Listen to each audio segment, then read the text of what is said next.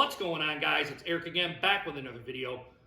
From the last video, I really haven't taken a drink of my beer here yet because I kind of want to talk. I'm on to the second half of my video here about what I kind of went to, kind of preluding into the first video where I was off to my parents and watching the Michigan State football and the Michigan State basketball game. Now, this is going to be kind of a two-parter here, and I'll go ahead and put it down in the comments to where if you guys want to only see the football part or if you only want to see the basketball part, I'll put links right down in the description or the description area here so you guys can click on that and watch those kind of types of videos. So kind of a precursor, as I said before in the last video, if you guys caught that, I went over to my cousin's place to watch because I didn't want to watch Michigan and PSU. I've watched a couple of drives from those two, and I said, you know, I'm not going to watch Michigan get decimated again. So I shut the television off.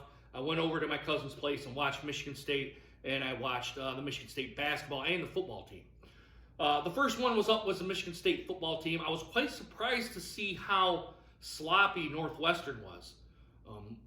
I kind of thought Michigan State kind of did a good job of keeping, and they really didn't go away from what they really did. They kind of really kept running the football on them, and they thought, well, Michigan State is going to have to be in this kind of passing situation, and then they ended up running the ball. The run-pass option, I thought, was a really good deterrent to what Northwestern was trying to implement on the defensive side of the ball, and they just kept running and running and running.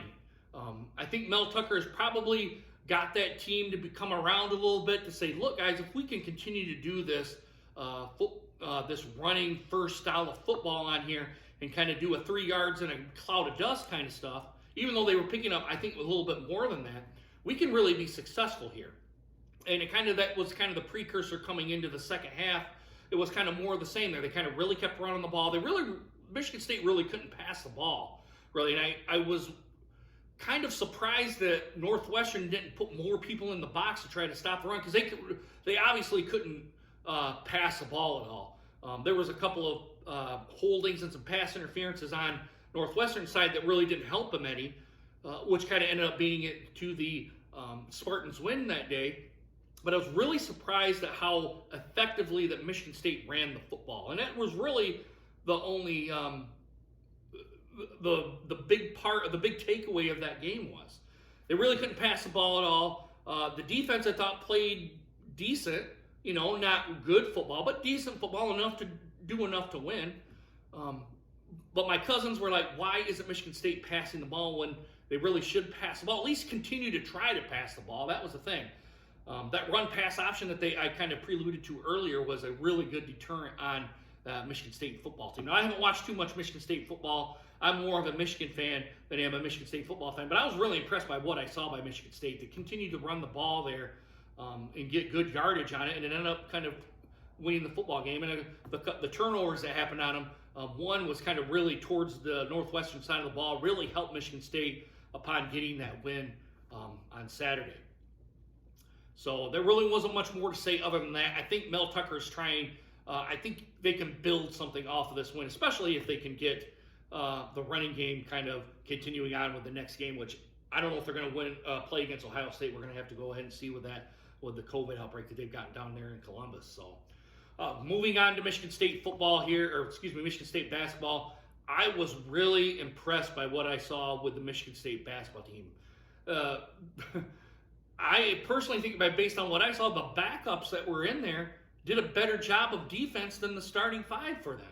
I know it was kind of a little bit of a mix of the starters and some of the bench players, but when some of the starters and some of the bench players are in there, if they can continue to build off that, which I think that they will. I think Tom Izzo is pretty good about preaching defense and preaching rebounding, which he's done all throughout his career as a Michigan State basketball coach.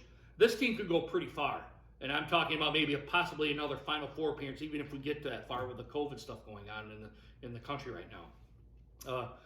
They built that big 30-point lead based on their defense and on their rebounding, and it did help that Notre Dame didn't make any real three-point shots. They're a good three-point shooting team. I will credit them with that. They are a very good three-point shooting football team, good as basketball team. But that defense for Michigan State was phenomenal. I kind of wish they would have progressed through that, kind of take that, kind of take it to them, kind of press on their throat kind of mentality. They may have gotten a 40-50-point win against Notre Dame. And it looked like that was Notre Dame's first game, too, because I didn't see a win-loss record for those guys. But Michigan State was 1-0. So the big takeaway from that one is the basketball and the defense on there. I don't really know a whole lot about the basketball team yet. I'm trying to get around to transitioning from football over to basketball. But I haven't seen any Michigan basketball games here either about what Juwan Howard's doing over there in Ann Arbor. But with what I've seen with the Michigan State basketball team, that is a team that is going to give opposing teams problems, especially Michigan. They're going to give Michigan problems. If they can't score, it's going to be a long night for those guys and any other team that plays against Michigan State. If they can keep that tempo of that strangling kind of defense there. I can't remember who had all those blocks. I think they maybe had 5 or 6 blocks during that game. There was quite a bit of blocks going on there. I was like, man, that defense is phenomenal. I kept kind of thinking that over and over again as kind of the game went along. That game is a very good game for those guys. Hopefully they can be able to Tom Izzo goes, hey, look what we can do when we play defense and we rebound the ball. We'll win basketball games, all right? I really want to kind of see how they do against Duke. That's probably going to be the plateau game to kind of see where this team kind of is within college basketball's elite. I don't think Michigan State is elite level yet, only because I haven't seen them against an elite team.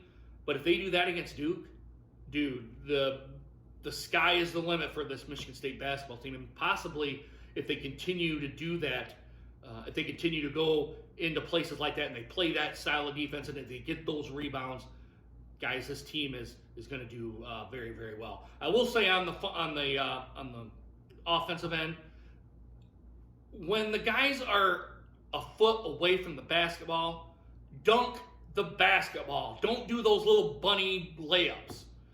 There was far too many times where that kind of, I got to say probably 7 to 10, maybe even 15 points were lost because they tried to do those bunny layups and they couldn't get them in. If you're that close, if I'm a foot away and I'm a 6'7", 6'8" forward, or maybe even the 7, I think there's a guy at Michigan State that's close to 7 foot.